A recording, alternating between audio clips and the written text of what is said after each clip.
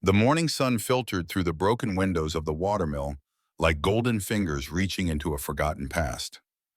Daniel Morgan sat on the edge of what had once been his uncle's bed, watching dust motes dance in the amber light, while his children explored their new home with the boundless curiosity that only the young possess. 6 months ago, he had been Daniel Morgan's senior architect at Wellington and Associates, with a corner office on the 32nd floor and a retirement portfolio that made his bankers smile. Today, he was simply Daniel, unemployed, nearly broke, and betting his family's future on a building that hadn't turned a profit since 1943. The mill stood 3 stories tall, its weathered clapboard sidings silvered by decades of mountain weather. The great water wheel, once the heart of the operation, hung motionless and broken, its wooden paddles cracked and scattered along the creek bed like the ribs of some ancient beast. Inside, the grinding stones sat silent beneath layers of dust and bird droppings, while the wooden gearworks lay tangled in a maze of rotted leather belts and rusted iron. "Dad, look at this," Emily's voice echoed from somewhere deep in the building shadows. At 12, she had inherited her mother's keen eye for detail and her father's stubborn refusal to give up on lost causes. Daniel found her crouched beside the main millstone, her small hands tracing patterns in the dust. "What is it, sweetheart?" She pointed to the massive circular stone, easily 4 feet across and worn smooth by a century of grain. "There's something carved underneath. Help me look." Daniel knelt beside his daughter, brushing away decades of accumulated debris. The stone wasn't sitting flush against its base. There was a gap just wide enough to slip a hand through. Together they worked to clear the space, and Daniel's fingers found the edge of something metallic. "Jake," Emily called to her younger brother. "Come help us move this stone." Jason appeared from the upper floors, his 10-year-old frame already showing signs of the height that ran in the Morgan bloodline. His hair was the same sandy brown as his father's, but his eyes held a spark of adventure that reminded Daniel of his own childhood summers spent exploring these very woods with Uncle Theodore. "What are we doing?" Jason asked, sliding down the wooden banister with practiced ease. "Treasure hunting," Emily said with the matter-of-fact tone she used when stating obvious truths. The three of them worked together, using a length of iron pipe as a lever to shift the massive stone. Beneath it, wrapped in oiled leather and sealed inside a metal box, they found their first real clue: a circular disc of carved stone about the size of a dinner plate, with intricate markings that seemed to point in different directions. Daniel lifted the disc carefully, feeling its weight. Solid granite carved with symbols that looked almost like a compass rose, but with additional markings he couldn't identify. Along the rim, barely visible beneath the accumulated dirt, someone had carved words in what looked like his great-grandfather's careful script: "True north points to what matters most." "It's beautiful," Emily whispered, running her fingers over the carved symbols. "What do you think it means?" Before Daniel could answer, the sound of car doors slamming echoed from the gravel drive outside. Through the mill's front windows, he could see his brother Mark's expensive sedan parked beside their battered Honda, and his sister Claire climbing out of her equally impressive BMW. "Company," Daniel said quietly, sliding the stone disc into an old grain sack. "Remember, we're just cleaning up the mill, nothing more." The children nodded solemnly. They had heard enough family arguments over the past 6 months to understand that Uncle Theodore's mill was a source of controversy, not celebration.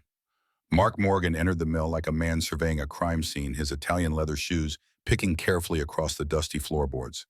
At 45, he had maintained the same careful grooming and expensive taste that had made him successful in real estate development.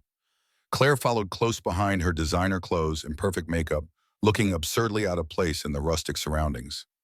Daniel Mark said, his voice carrying the patient tone one might use with a child. "We need to talk." "Hello to you too, Mark."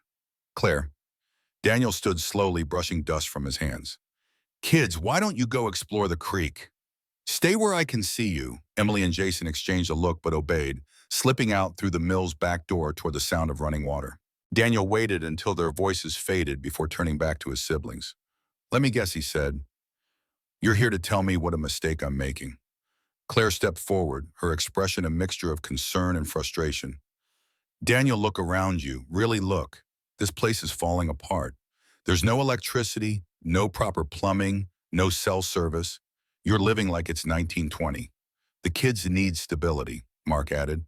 "They need to be in a real house in a real school district with real opportunities, not camping out in some fantasy about bringing a dead mill back to life." Daniel walked to one of the windows and looked out at Emily and Jason, who were skipping stones across the mill pond.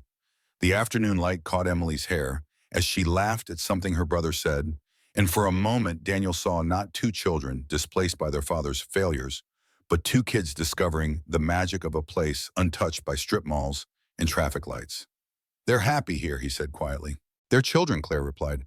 "They don't understand the consequences of your decisions. But Rebecca does." The mention of his ex-wife's name made Daniel's shoulders tighten. Rebecca had been supportive during the first month after he lost his job patient, during the second month when the severance pay ran out, and increasingly critical during the third month when he turned down what she considered perfectly good opportunities because they would have meant relocating far from the kids. By the fourth month, when he inherited the mill and announced his intention to move there, she had stopped being supportive altogether. "Rebecca's threatened to file for full custody," Mark continued. "She says you're not providing a stable environment." "I'm providing them something more important than stability," Daniel said, turning back to face his siblings. "I'm giving them a chance to be a part of something bigger than themselves." Bigger than what? Claire's voice rose. "This pile of rotting wood, Daniel, be realistic. Uncle Theodore left you this place because nobody else wanted it. It's been losing money for decades. The machinery is broken. The building needs $100,000 in repairs. And even if you could fix it, nobody mills grain by water wheel anymore." Daniel reached into the grain sack and pulled out the stone disc, holding it up to catch the light. "What if there's more to this place than just the mill?" Mark stared at the carved stone, his expression shifting from impatience to curiosity. "What is that? I'm not sure yet. But Uncle Theodore didn't leave me this place because nobody else wanted it. He left it to me because he knew I'd look deeper than the surface." Claire reached for the disc, but Daniel pulled it back. "Theodore was an old man who lived alone too long," she said. "Whatever games he was playing, whatever stories he told himself to make this place seem special, they died with him." "Maybe," Daniel said. "Or maybe he knew something we don't." Mark checked his expensive watch, a gesture that had annoyed Daniel since they were children. "We don't have time for treasure hunt fantasies, Daniel. The real estate market is strong right now. I could have this place sold within a month. Even as a teardown, the land alone would bring you enough to get back on your feet properly. And then would I take that money, rent some apartment in a subdivision somewhere, and spend the next 10 years building someone else's dream while my kids grow up thinking their family history doesn't matter? Their family history is what you make it," Claire said gently. "Not some romantic notion about a building that's been dead longer than they've been alive." Daniel looked down at the stone disc in his hands, feeling its weight and the texture of the carved symbols beneath his thumbs. Uncle Theodore had been many things: eccentric, stubborn, fiercely independent, but he had never been a man given to fantasies. If he had left clues, if he had hidden this disc beneath the millstone with a message about true north, pointing to what mattered most, then there was a reason. "I need more time," Daniel said finally. Mark sighed. "How much time?" "Give me the summer. 3 months. If I can't prove this place is worth saving by September, I'll consider selling." Claire and Mark exchanged a look, the kind of silent communication that siblings develop over decades of shared experience. 3 months, Mark agreed. "But Daniel, if you're going to do this, really do it. Don't just camp out here playing house. If this place has a future, show us what it is." After his siblings left, Daniel sat on the mill's front steps and watched the sun sink toward the western mountains. The stone disc rested in his lap, its symbols mysterious but somehow familiar, like a half-remembered song from childhood. Emily and Jason emerged from the woods carrying armloads of interesting stones and pieces of driftwood, their faces bright with the kind of joy that came from a day spent exploring. "Find anything good?" Daniel asked as they approached. "The creek goes way back into the woods," Jason reported. "There's old stone walls back there, and what looks like the foundation of another building." Emily sat beside her father, studying the disc in his lap. "I've been thinking about those symbols," she said. "They look like the ones carved into the support beams upstairs." Daniel looked up sharply. "What support beams?" "Come on," Emma said, taking his hand. "I'll show you." They climbed the narrow stairs to the mill's second floor, where the old grain storage bins stood empty beneath the peaked roof. Emily led them to the far corner, where a massive oak beam supported the structure's weight. Carved into the wood, almost hidden by shadows and dust, were symbols that matched those on the stone disc. Circles, arrows, and marks that look like they might be letters in some kind of code. There are more upstairs, Jason added, and I found some on the outside walls too. Daniel traced the carved symbols with his finger, feeling the deep grooves that someone had taken considerable time to create. This wasn't random carving or idle whittling. This was intentional, purposeful, meant to last. It's like a puzzle, Emily said thoughtfully, like someone was leaving us a message. As the darkness settled over the mill and the children prepared for their first night without electricity, a grand adventure involving flashlights and sleeping bags, Daniel sat by the window and studied the stone disk in the pale moonlight. Uncle Theodore's words came back to him, spoken during their last conversation in the hospital. The mill remembers what we've forgotten, Daniel. It holds more than grain and water. It holds the dreams your great-grandfather built into those stones and beams, dreams that are still waiting for the right person to understand them. At the time, Daniel had dismissed the words as the rambling of an old man facing the end. But now, with the disc heavy in his hands and his children's laughter echoing from their makeshift beds, he began to wonder if Uncle Theodore had been trying to tell him something far more important than he had realized. The mill's water wheel creaked in the night breeze, and for just a moment, Daniel could almost imagine it turning again. 3 days into their stay at the mill, Daniel discovered that Uncle Theodore had been far more secretive than anyone in the family had realized. It happened by accident, the way most important discoveries do. While Jason was chasing an escaped flashlight beam across the ceiling of the mill's upper storage area, the light revealed a section of roof beam that looked different from the others. Dad, Jason called down.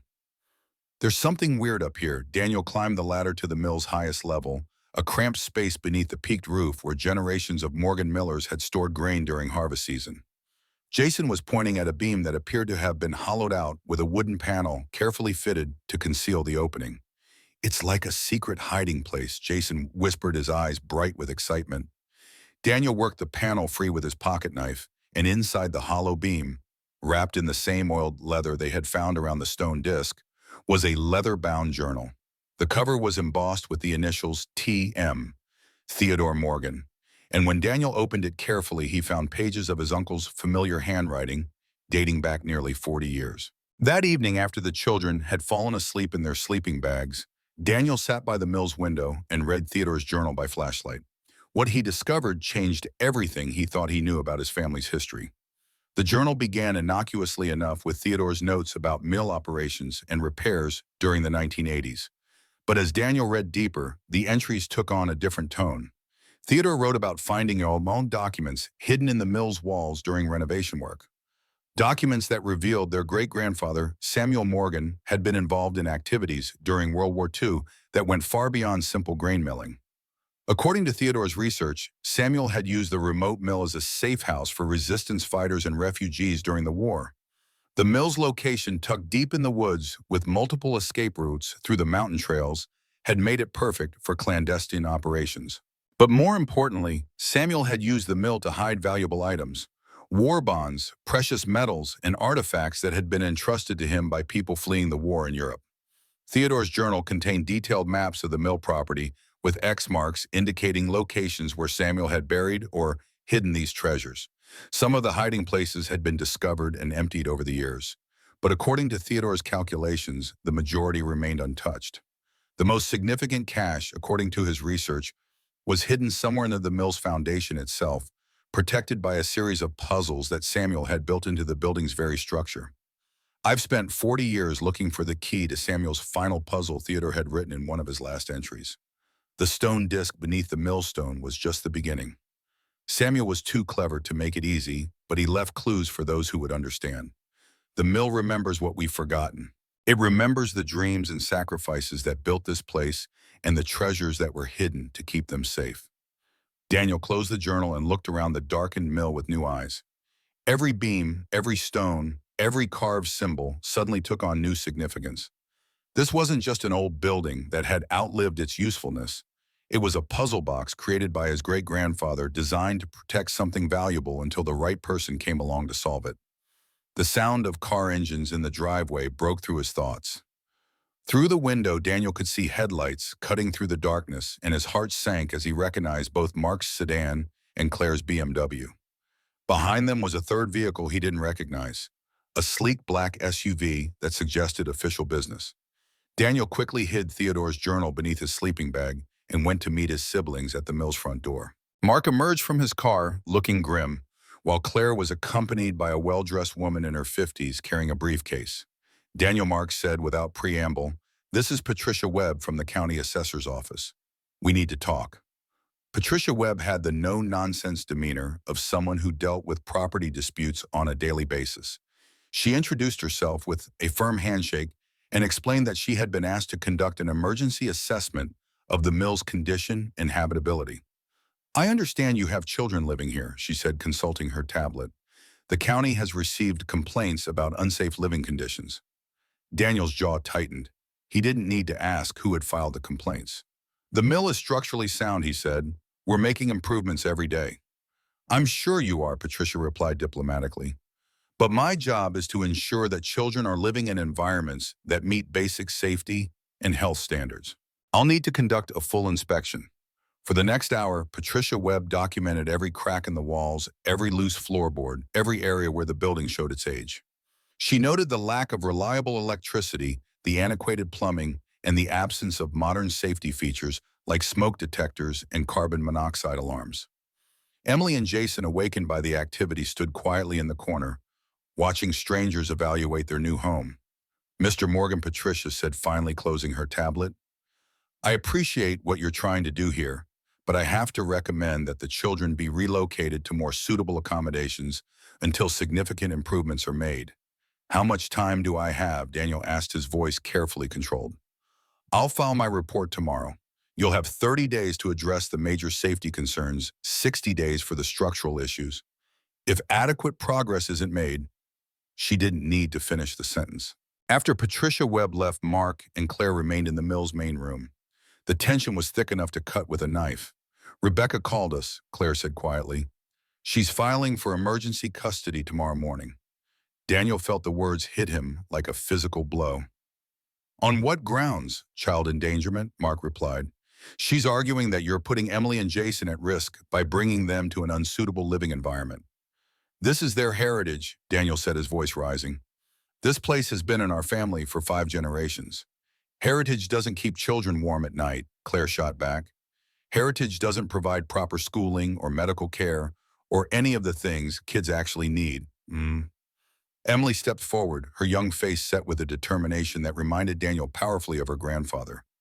"We want to stay here," she said firmly. "This is our home now, sweetheart," Claire began. But Emily cut her off. "You don't understand," Emily continued. "There's something special about this place. Dad's great-grandfather left clues everywhere. We're solving puzzles that have been waiting almost 100 years for someone to figure them out." Mark looked at Daniel with exasperation. "You've got them believing in fairy tales." "They're not fairy tales," Jason said, speaking up for the first time. "Show them the journal, Dad." Daniel hesitated for a long moment, then retrieved Theodore's journal from beneath his sleeping bag. He handed it to Mark without a word. Mark read the first few pages, his expression shifting from skepticism to surprise to something approaching wonder. He passed the journal to Claire, who read with growing amazement. "Is this real?" Claire asked finally. "Theodore spent 40 years researching it," Daniel said. "Every detail is documented." "Even if it's true," Mark said slowly, "even if Samuel did hide things here during the war, that was 80 years ago. Someone else has probably found it all by now." Daniel walked to the grain sack where he had hidden the stone disc and pulled it out, holding it up to catch the flashlight's beam. Theodore found this beneath the millstone. It was sealed in a metal box exactly where Samuel left it. If he hid one thing that survived 80 years, he could have hidden others. Claire studied the disc's carved symbols.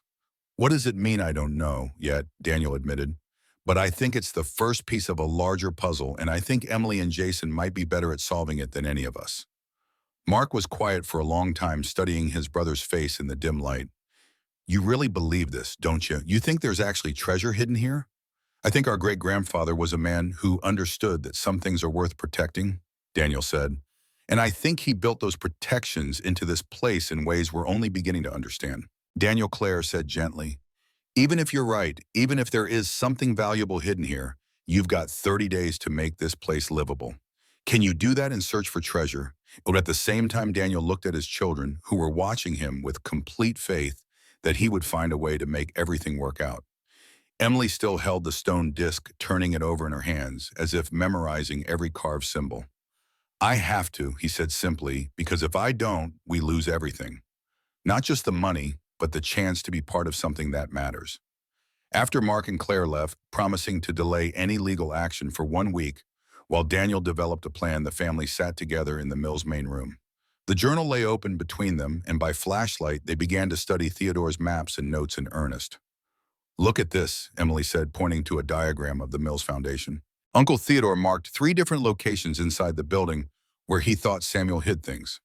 "We found the stone disc at the first location." "What about the other 2?" Daniel studied the map carefully.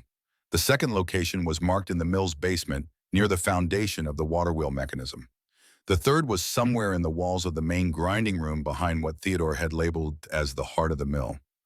"Tomorrow we start searching," Daniel said. "But tonight we plan. If we're going to do this, we're going to do it right." As they made their preparations for the next day's treasure hunt, Daniel couldn't shake the feeling that Theodore's journal was more than just a record of research. It was a message left specifically for someone who would understand the mill's true value.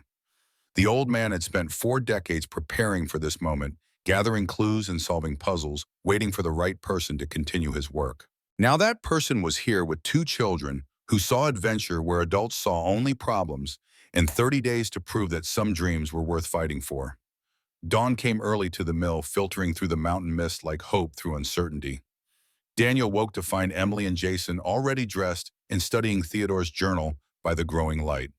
They had spread the stone disc and several hand-drawn copies of Theodore's maps across the wooden floor, approaching the puzzle with the methodical intensity that only children could muster before breakfast. "We think we figured something out," Emily said without looking up from the journal.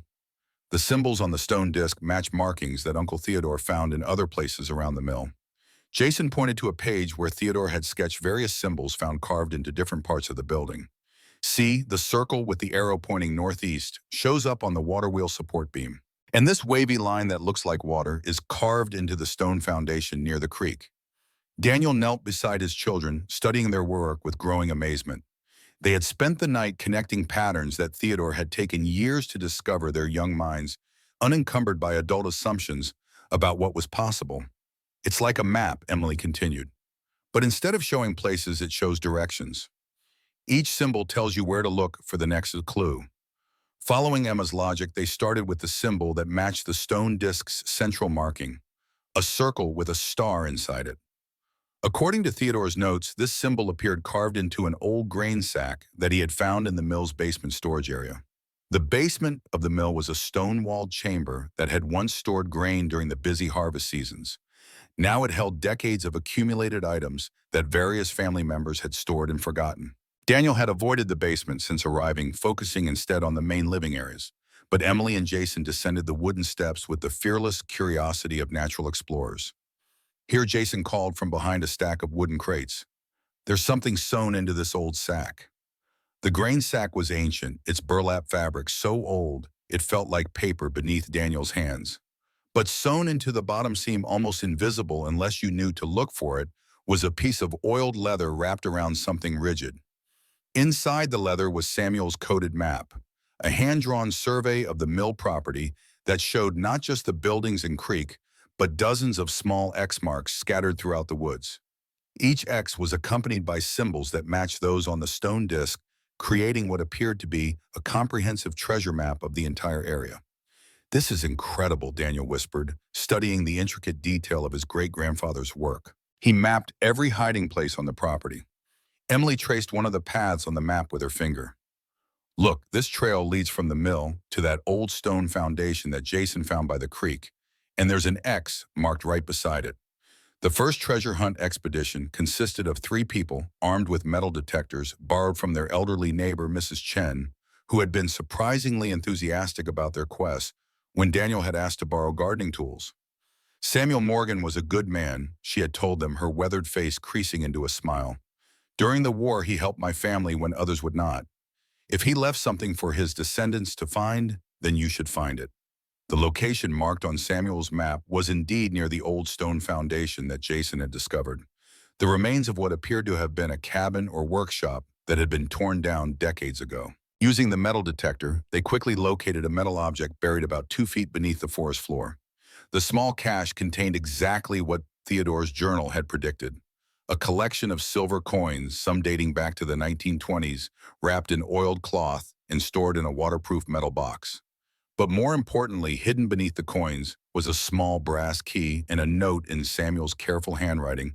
For those who understand that true wealth lies not in what we possess, but in what we preserve for the future.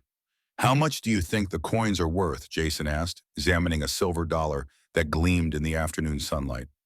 Daniel consulted a coin collector's guide on his phone, one of the few places on the property where he could get occasional cell service. Maybe a few thousand, he estimated. Not enough to solve our immediate problems, but proof that Samuel really did hide things here. Emma was more interested in the brass key. What do you think it opens? According to the map, Daniel said, consulting Samuel's drawings, there should be a locked box hidden inside the mill itself. Theodore marked it as the second location. Their return to the mill was interrupted by the arrival of a familiar car.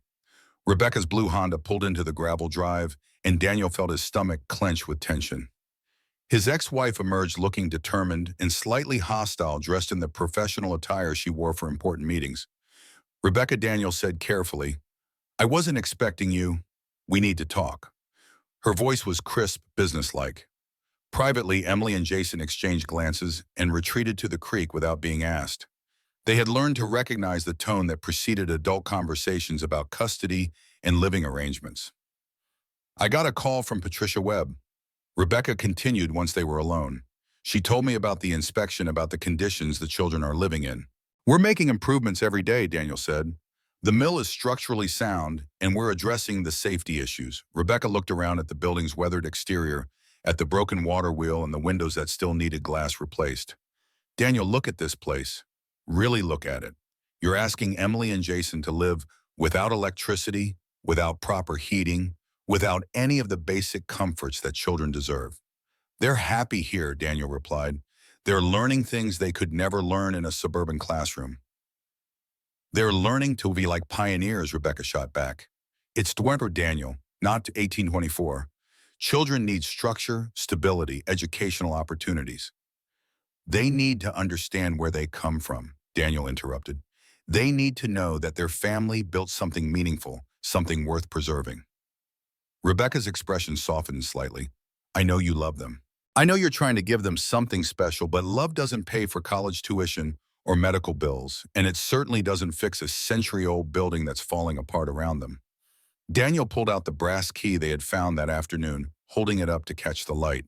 What if I told you that this place is worth more than anyone realizes? I'd say you're grasping at straws, Rebecca replied, but her eyes were focused on the key with curiosity. Theodore left us clues, Rebecca. Our great-grandfather hid valuable things here during the war. We found these silver coins this afternoon, and they're just the beginning. Rebecca studied the coins Daniel showed her, her expression shifting from skepticism to interest.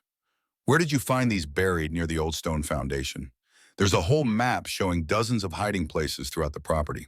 For a moment, Rebecca's businesslike demeanor cracked, revealing the woman who had once shared Daniel's dreams of restoring old buildings and preserving historical places. You really think there's more? I know there's more, Daniel said firmly. Give me time to prove it.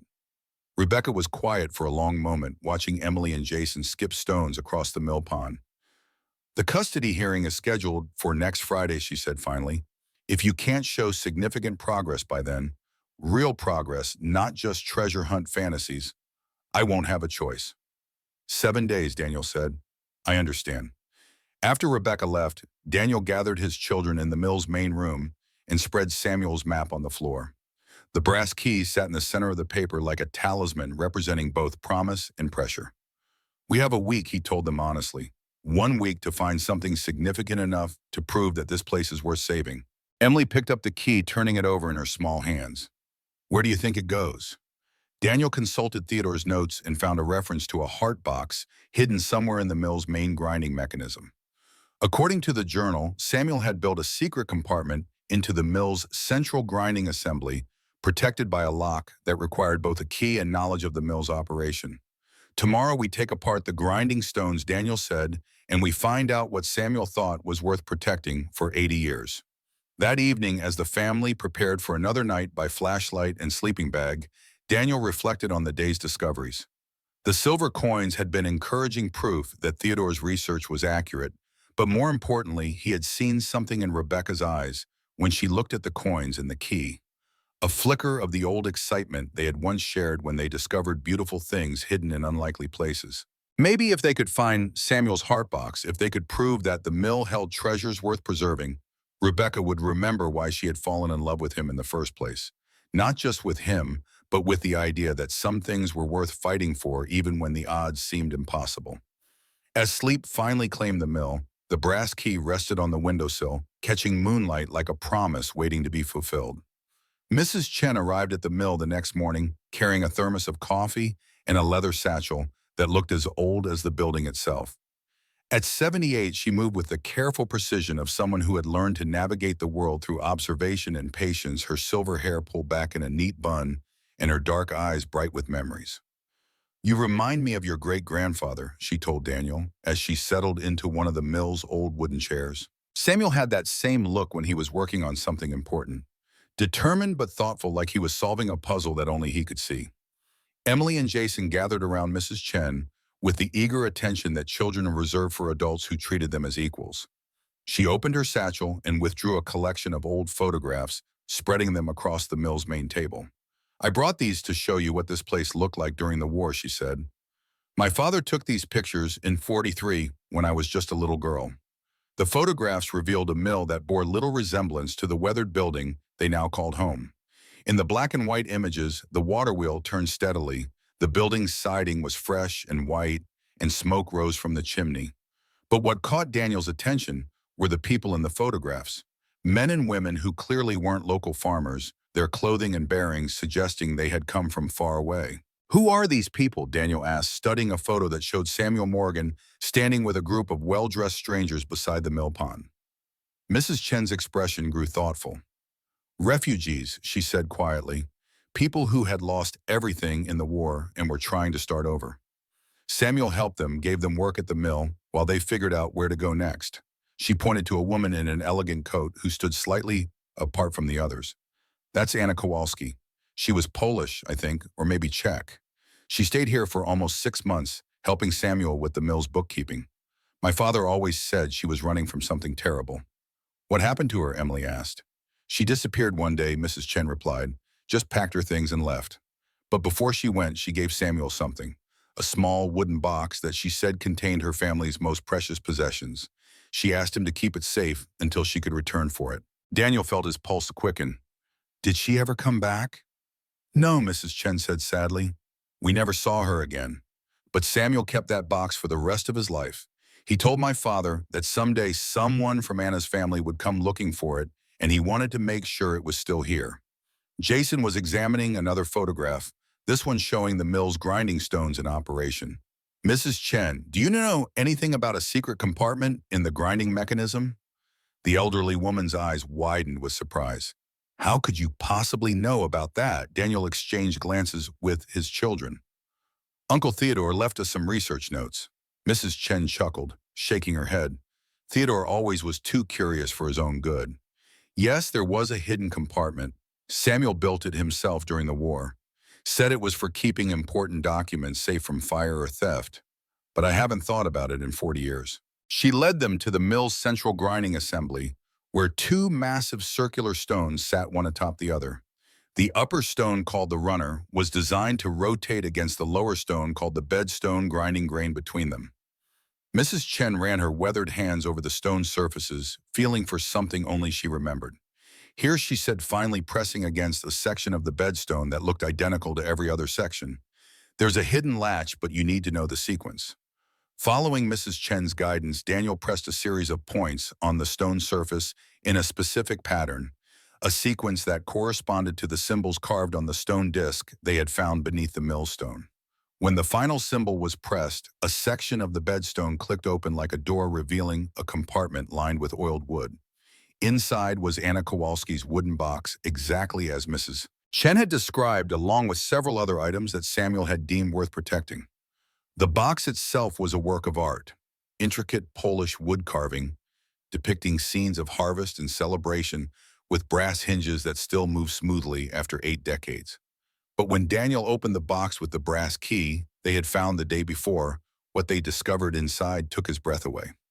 Nestled in red velvet were pieces of jewelry that even his untrained eye recognized as extraordinary. A necklace of diamonds and sapphires matching earrings, and a brooch set with what appeared to be a flawless emerald the size of a robin's egg. "My goodness," Mrs. Chen whispered, her hand flying to her throat. "Anna never told us she was carrying such valuable things." Emily carefully lifted the necklace, watching how the diamonds caught and reflected the morning light streaming through the mill's windows. "It's beautiful. Do you think her family is still looking for it?" "I don't know," Daniel said honestly, "but I think we have a responsibility to find out." Beneath the jewelry wrapped in tissue paper that had somehow survived the decades was a document written in what appeared to be Polish, along with a smaller paper in English.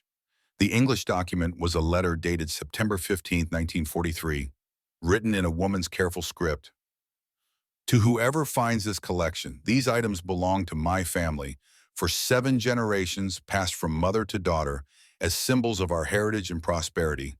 I entrust them to Samuel Morgan, a good man who has shown kindness to strangers, with the hope that someday they will find their way back to my family. If that is not possible, I pray they will bring good fortune to whoever discovers them.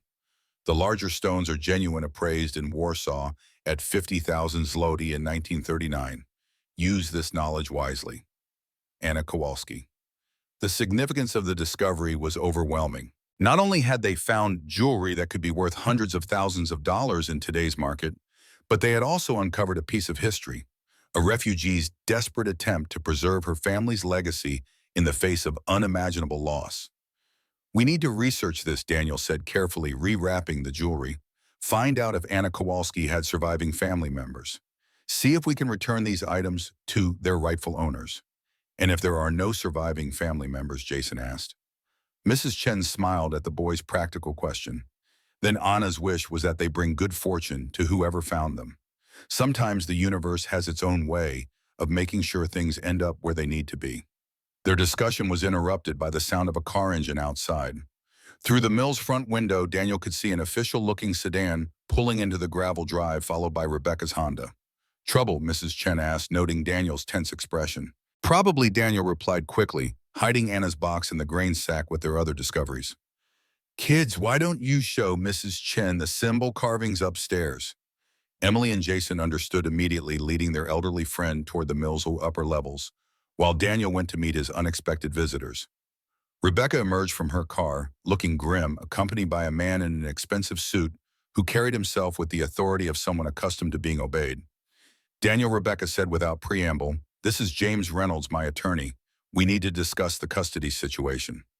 Reynolds stepped forward with a polite but cold smile. "Mr. Morgan, I've been retained to represent Mrs. Morgan's interests in ensuring that Emily and Jason are provided with appropriate living conditions. I understand you've been given 30 days to make improvements to this property." "That's correct," Daniel replied evenly. "I've also been informed that you're engaging in some sort of treasure hunting activity with the children, possibly exposing them to unsafe conditions while digging around the property." Daniel felt his temper flare but kept his voice calm. "The children are perfectly safe. We're exploring their family heritage." Mr. Morgan Reynolds continued consulting his tablet. "My client is prepared to be reasonable. If you're willing to agree to a joint custody arrangement that ensures the children live in appropriate housing during the school year, we can avoid a lengthy court battle." "What kind of arrangement?" Daniel asked, though he already suspected he wouldn't like the answer. Rebecca stepped forward. "The children would live with me during the week, attend proper schools, have access to medical care and educational opportunities. You could have them on weekends and holidays once you've made this place habitable for short visits." Daniel looked up in the mill's second-floor windows, where he could see Emily and Jason showing Mrs. Chen the carved symbols that had become so important to their quest. In just a few days, his children had gone from being displaced victims of their father's failures to being active participants in solving a mystery that connected them to their family's history. The idea of reducing their relationship to weekend visits felt like a betrayal of everything they were discovering together. "I need time to consider your proposal," Daniel said finally. Reynolds consulted his expensive watch. "You have until Friday's hearing to make a decision. If you're not willing to be reasonable, Mrs. Morgan is prepared to seek full custody based on the unsafe living conditions. After the lawyer and Rebecca left, Mrs. Chen descended from the mill's upper level with Emily and Jason close behind. The elderly woman's expression was thoughtful, as if she had been considering something important while examining the symbol carvings. "Those symbols upstairs," she said to Daniel, "they're not just random markings. They tell a story like a book written in wood and stone." "What kind of story?" Daniel asked. Mrs. Chen settled back into her chair, her eyes distant with memory. During the war, Samuel developed a system for communicating with the people he was helping. Different symbols meant different things. Safe house danger, meeting place, treasure location.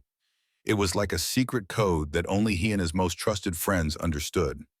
She paused, studying the stone disc that Emily had placed on the table. "I think Samuel used that same code to create a map of everything he hid on this property. Not just Anna's jewelry, but other things too. Items that various refugees entrusted to him over the years." Emily's eyes lit up with understanding. "So the symbols on the mill aren't just decorations, they're directions." "Exactly," Mrs. Chen confirmed. "And if I'm right, you've only found the beginning of what Samuel left for your family to discover." As the afternoon sun slanted through the mill's windows, Daniel realized that they had stumbled onto something far more significant than a simple treasure hunt. They were uncovering a hidden chapter of their family's history, a story of courage and compassion that had been waiting 8 decades for the right people to tell it. But they also had less than 5 days to find something substantial enough to prove to a judge that the mill was worth preserving and that Daniel was capable of providing his children with a stable home they deserved. The old mill pond lay still as glass in the early morning light, its surface reflecting the surrounding pines, like a mirror that had captured decades of secrets. Daniel stood at the water's edge with Emily and Jason studying Samuel's map, while Mrs. Chen pointed out landmarks that had changed little since the 1940s. The pond was deeper, then she explained, using a walking stick to indicate various points along the shoreline. Samuel had it dredged in 1941 to improve the water flow to the wheel. But see that cluster of rocks near the far bank? That's man-made. Samuel built it as a marker. Following the symbols on their great-grandfather's coded map, they had determined another significant cache was hidden somewhere near the mill pond's northeastern shore. The map showed a series of symbols that Mrs. Chen interpreted as meaning deep water guards precious gifts. The metal detector, borrowed once again from their helpful neighbor, led them to a submerged metal container about 20 feet from shore. Jason, the strongest swimmer in the family, volunteered to retrieve it, while Daniel and Emily watched anxiously from the rocky bank. "It's heavy," Jason called as he surfaced, clutching a metal box that looked similar to the one they had found buried near the stone foundation. "And it's definitely waterproof." Back at the mill, they opened the container with the careful ceremony that had become their ritual for Samuel's hidden treasures. Inside, wrapped in multiple layers of oiled cloth, was another piece of the puzzle their great-grandfather had spent years creating. The most striking item was a signet ring, heavy gold set with an intricate coat of arms that none of them recognized. But it was the accompanying documentation that made Daniel's hands tremble as he read it aloud. "Property of Heinrich von Stauffen, 47th Panzer Regiment," he read from a small card written in Samuel's careful script. "Surrendered voluntarily September 1943 in exchange for safe passage to neutral territory." Mrs. Chen studied the ring with the intensity of someone accessing long-buried memories. "I remember him," she said slowly. "A German officer who came to the mill in autumn of 1943, very young, maybe 25, and absolutely terrified. He spoke some English and told Samuel he wanted to defect."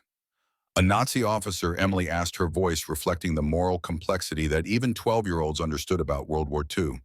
"Not all German soldiers were Nazis," Mrs. Chen explained gently. "Some were just young men caught up in something terrible who found the courage to do the right thing when they had the chance. Heinrich was one of those." The ring's documentation included a letter written in English, apparently translated from German, by someone with careful penmanship. "To Mr. Samuel Morgan, I entrust this ring to your care as payment for the assistance you have provided. It has been in my family for 12 generations, but I cannot bear to carry it any longer after what I have witnessed.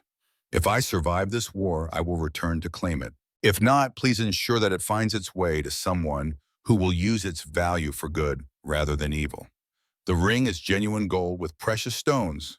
Appraised in Berlin at 25,000 Reichsmarks in 1940.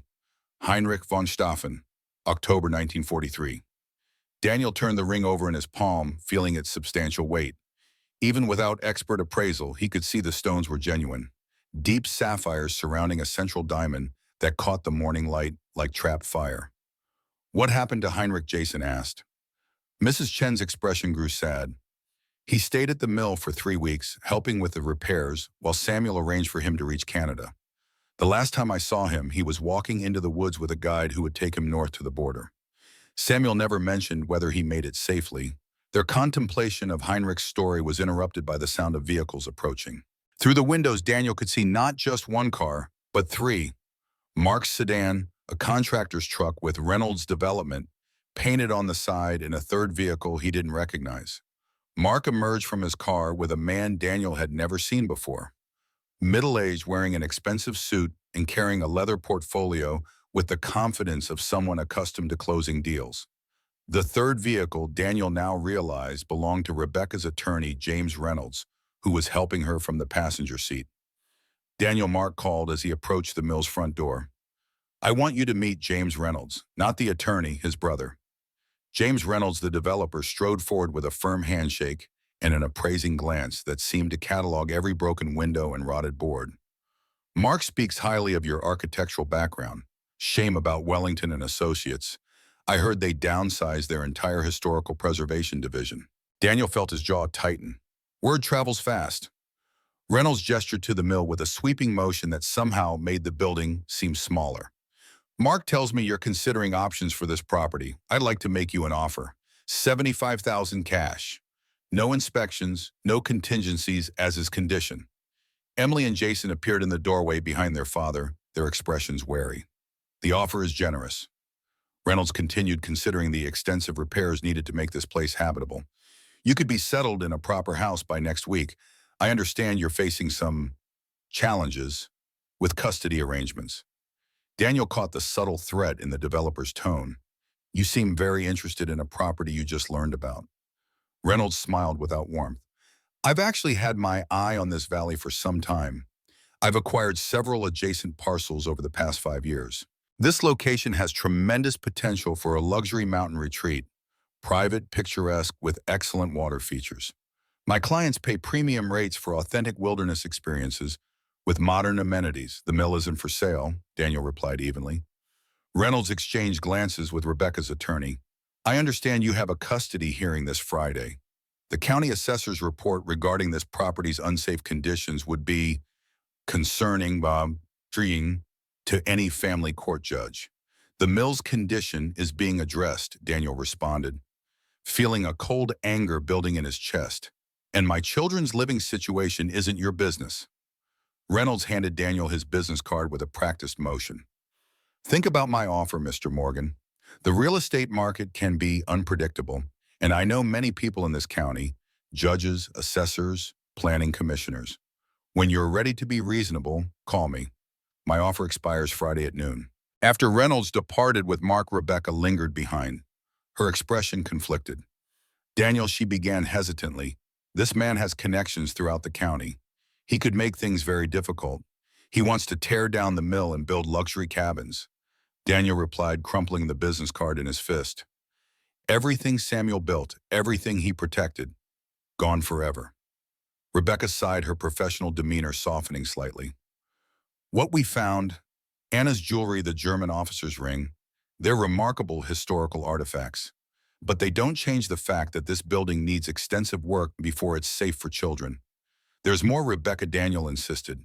I know there is. Samuel wouldn't have gone to such lengths to create this elaborate system of hidden chambers, encoded messages, just to protect a few valuables, no matter how precious. Rebecca checked her watch. I need to get back to the office. Just be careful. Reynolds isn't the type to take rejection well. After Rebecca left, Emily approached her father with a determined expression that had become her trademark when facing challenges. He wants to destroy everything great-grandpa Samuel built, doesn't he? Daniel nodded, surveying the weathered walls of the mill that had somehow become more than a building to him in just a few short days. This place matters, Em. Not just because of what might be hidden here, but because of what it represents. A man who stood up for what was right when it would have been easier to look the other way. We need to find more proof, Jason insisted, studying Samuel's map intently. Something big enough to make everyone understand why the mill needs to be saved.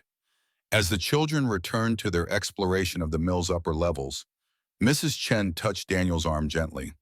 Samuel once told me that the heart of the mill wasn't the water wheel or the grinding stones. It was what lay beneath. Beneath the mill, Daniel asked. In the foundation, she replied. There are passages, tunnels that Samuel expanded during the war. The entrance is hidden, but I remember it was somewhere near the wheel mechanism. Armed with flashlights and Samuel's map, the family spent the afternoon searching the mill's lowest level, where the massive stone foundation supported the entire structure. The basement walls were nearly 3 feet thick, built to withstand the tremendous weight of the grinding machinery above and the pressure of the creek waters that powered the wheel. Emily ran her hands along the rough stone walls, feeling for anything unusual in the masonry. What are we looking for exactly? Mrs. Chen closed her eyes, summoning memories from 8 decades past. A stone that moves. Samuel would press it in a certain way, and a section of the wall would swing open. Jason, who had been examining the floor near the main support column, called out excitedly, "There's something weird about this flagstone. It doesn't match the others." The stone in question was slightly smaller than those surrounding it, and when Daniel pressed its edge, as Mrs. Chen demonstrated, it pivoted smoothly on a hidden hinge, revealing a narrow opening barely large enough for a person to squeeze through. Samuel designed it to be inconspicuous, Mrs. Chen explained. During the war, it was crucial that these passages remain secret. Daniel went first, ducking into the opening with a flashlight, followed by Emily and Jason. Mrs. Chen remained behind, explaining that her knees were no longer up to underground adventures. The passage descended steeply into darkness, its walls hewn from the living rock beneath the mill. The tunnel system was more extensive than any of them had imagined. A network of interconnected passages reinforced with timber supports and ventilated by cleverly disguised air shafts that appeared from the surface to be nothing more than animal burrows or natural rock formations. "Dad, look at this," Emily called her flashlight beam, revealing a junction where 3 tunnels met. "The stonework here is completely different from the older sections." She was right. While the main passage showed the rough chisel marks of 19th century construction, the branching tunnels displayed the careful precision of someone who had taken time to create something meant to last. The walls were lined with fitted stones, the ceiling properly arched to distribute weight, the work of a master craftsman rather than a simple farmer. Samuel must have spent years building this, Daniel marveled, running his hand along the smooth walls. And no one in the family knew about it. Following one of the newer tunnels, they eventually reached a chamber that took Daniel's breath away. The room was roughly 12 feet square, with walls lined with wooden shelves and metal filing cabinets. But what dominated the space was a large wooden table covered with documents, maps, and what appeared to be official paperwork dating back to the 1940s. "It's like a secret office," Jason whispered, his voice echoing slightly in the stone chamber. Daniel approached the table, carefully aware they were looking at materials that had been untouched for 8 decades.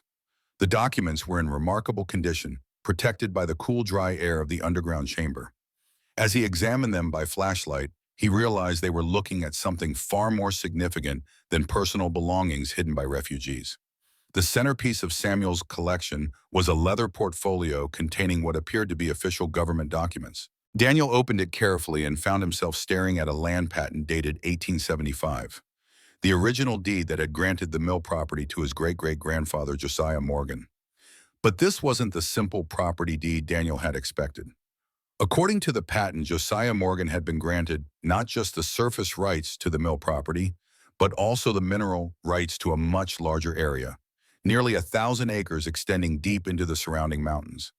Emily peered over his shoulder, studying the faded ink and official seals. "What does that mean, mineral rights?"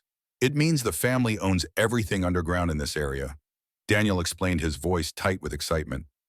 "Not just the land surface, but anything valuable that might be buried beneath it. Oil, gas, precious metals, rare earth elements." Jason was examining another document from the portfolio.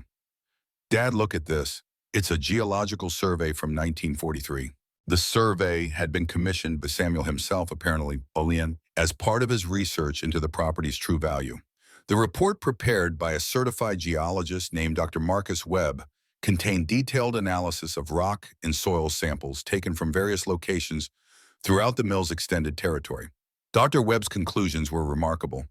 The property contains significant deposits of rare earth minerals, particularly elements used in modern electronics and defense applications.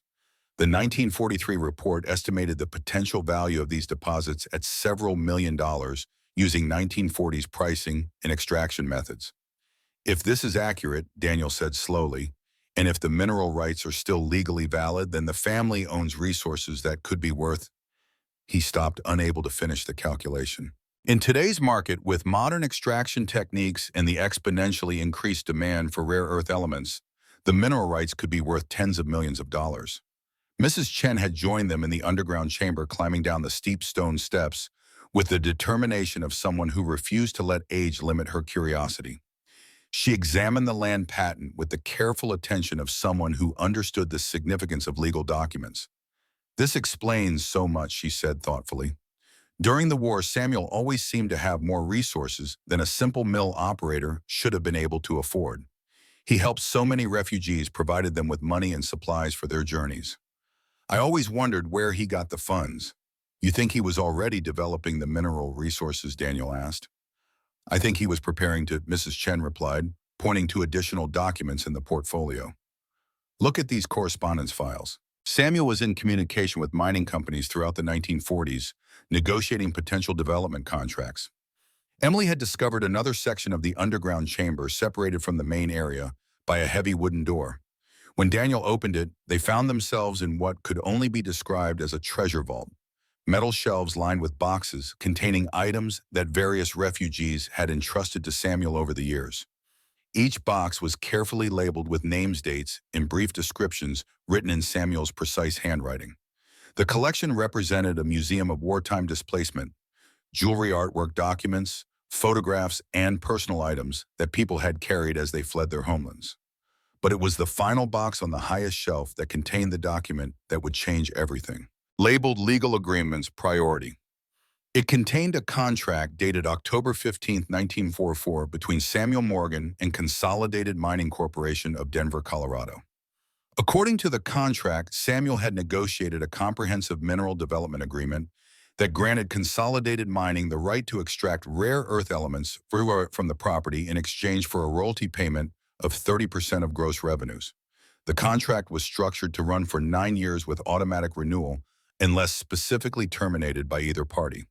"This contract is still active," Daniel said, reading the legal language with growing amazement. "Consolidated Mining has been legally obligated to pay royalties on any minerals extracted from this property for the past 80 years. Mrs. Chen frowned. "But no mining has taken place here. I've lived in this valley my entire life.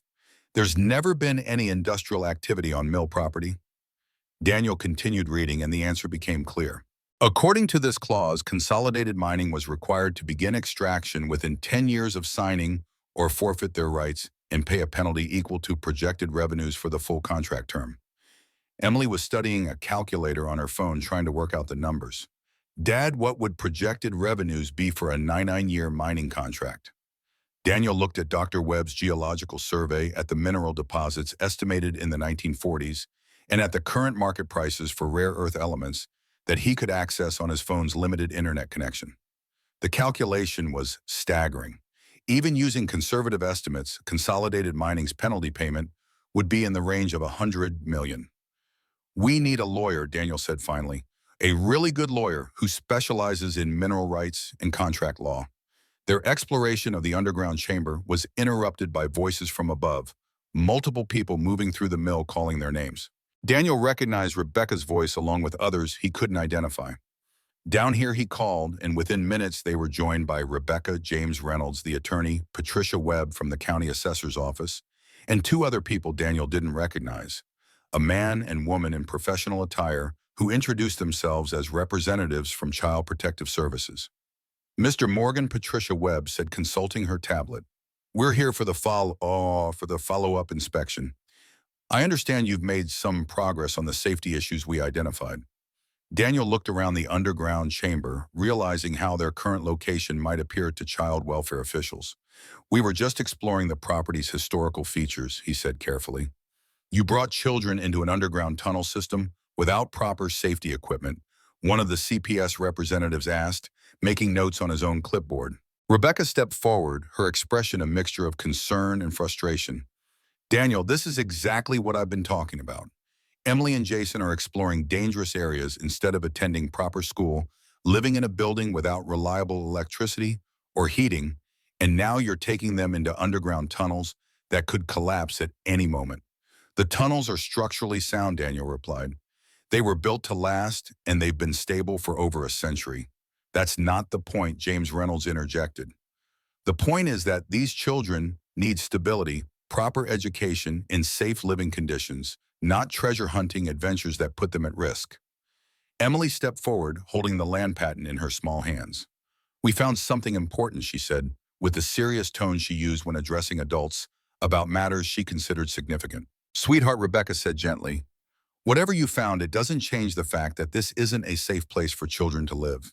It's a contract," Jason added, supporting his sister. "Dad says it means the family owns really valuable things underground." Patricia Webb looked at the document Emily was holding, her expression shifting from bureaucratic patience to professional interest. As a county assessor, she understood property documents, and even a quick glance told her that she was looking at something potentially significant. "Mr. Morgan," she said carefully, "may I examine this document more closely?" Daniel handed over the land patent and the mining contract, watching as Patricia Webb and James Reynolds studied them with growing amazement. "If these documents are authentic," Reynolds said slowly, "and if the legal obligations outlined in this contract are still binding, then Mr. Morgan may have a much stronger position than any of us realized." Rebecca looked confused. "What does that mean?" "It means," Patricia Webb replied, "that this property may be worth substantially more than anyone has previously understood. And if that's the case, then Mr. Morgan's ability to provide for his children's welfare needs to be reassessed in light of these new circumstances." As the group climbed back to the mill's main level, Daniel realized that their discovery had fundamentally altered the dynamics of the custody dispute. But he also knew that proving the validity of 80-year-old contracts and extracting value from mineral rights would be a complex legal process that could take months or years to resolve. He had less than 2 days until the custody hearing, and his children's future still hung in the balance. The call came at 6:00 in the morning, jarring Daniel awake from the first peaceful sleep he'd had in days. The voice on the other end was crisp, professional, and completely unexpected. "Mr. Morgan, this is Margaret Thornton, senior partner at Thornton Webb and Associates in Denver. I represent Consolidated Mining Corporation. I understand you've discovered some documents related to a 1944 mining contract." Daniel sat up in his sleeping bag, instantly alert. "How did you know about that? Word travels fast in the mining industry, Mr. Morgan." "Patricia Webb, the county assessor, is actually my cousin. She called me last night after examining your documents." "Mr. Morgan, we need to talk." Within 6 hours, Margaret Thornton was sitting in the mill's main room, her expensive suit looking as out of place as everything else about the situation had become. She was a woman in her 60s with silver hair and the bearing of someone accustomed to negotiating million-dollar deals. Beside her sat a younger man she introduced as David Chen, Mrs. Chen's grandson, and a specialist in mineral rights law. "Small world," Mrs. Chen had commented when she learned of the connection. "David always was the smartest boy in our family." Margaret Thornton opened her briefcase and withdrew a folder clearly marked "Confidential Hollis Property Matter." She placed it on the table with the careful ceremony of someone revealing a long-kept secret. "Mr. Morgan," she began, "Consolidated Mining has been aware of the 1944 contract for 8 decades. We've also been aware that we failed to meet the extraction timeline requirements outlined in the agreement." Emily and Jason sat quietly in the corner, ostensibly working on correspondence. They were writing to historical societies about the refugee artifacts they had discovered. But Daniel could tell they were listening to every word of the conversation. "Why didn't you contact the family before now?" Daniel asked. "Because until last week, we believed the mineral rights had reverted to the federal government due to non-payment of property taxes in 1967, David Chen explained. "It was only when Patricia Webb's inquiry triggered a title search that we discovered the tax issue had been resolved and the rights remained with the Morgan family. Margaret Thornton withdrew a thick document from her folder. This is a comprehensive geological survey commissioned by Consolidated Mining in 1995, updated with additional studies in 2010 and 2020. The rare earth deposits on your property are far more extensive than Dr. Webb estimated in 1943. Daniel studied the modern geological report trying to understand the technical language and mineral composition charts, but the summary section was clear enough. The mill property contains some of the richest rare earth deposits in North America, with an estimated value of over $200 million using current market prices and extraction methods. The penalty clause in the original contract, David Chen continued, requires Consolidated Mining to pay the property owner 30% of the estimated gross value of all extractable minerals if extraction doesn't begin within the specified time frame. Daniel did the calculation in his head. 30% of $200 million was $60 million. But Margaret Thornton had more surprises in store. However, she continued, there's an additional complication. The original contract included an escalation clause that increases the penalty payment by 5% annually for every year extraction was delayed beyond the initial 10-year period. David Chen was consulting his laptop running calculations that Daniel couldn't follow. Compounded annually from 1954 to 2024, the penalty payment would be approximately $120 million. The room fell silent except for the sound of the creek flowing past the mill's water wheel. Daniel stared at the documents, unable to process the magnitude of what he was hearing. "You're telling me," he said slowly, "that Consolidated Mining owes my family $120 million. That's correct," Margaret Thornton replied, "and we're prepared to settle immediately." Emily looked up from her letter writing. "Does that mean we can keep the mill?" Margaret Thornton smiled at the girl's direct question. "It means your family will have sufficient resources to do whatever you choose with the mill." But David Chen held up a cautioning hand. "There are legal complexities we need to discuss. The contract settlement would make you one of the wealthiest families in Colorado, but it would also trigger significant tax obligations and require careful financial planning." Mrs. Chen, who had been quietly observing the proceedings, spoke up. "Samuel would be pleased. He always said that patience and preparation would eventually reward his family for doing the right thing." The conversation was interrupted by the arrival of multiple vehicles outside the mill.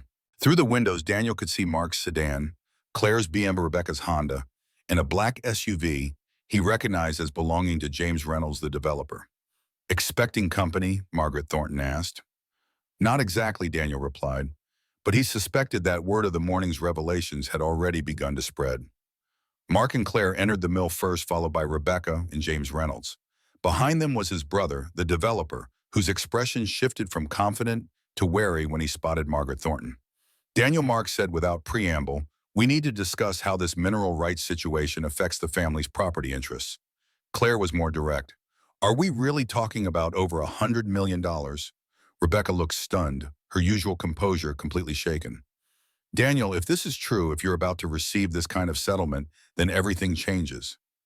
James Reynolds stepped forward, his developer's smile failing to reach his eyes. "What a pleasant surprise, Margaret.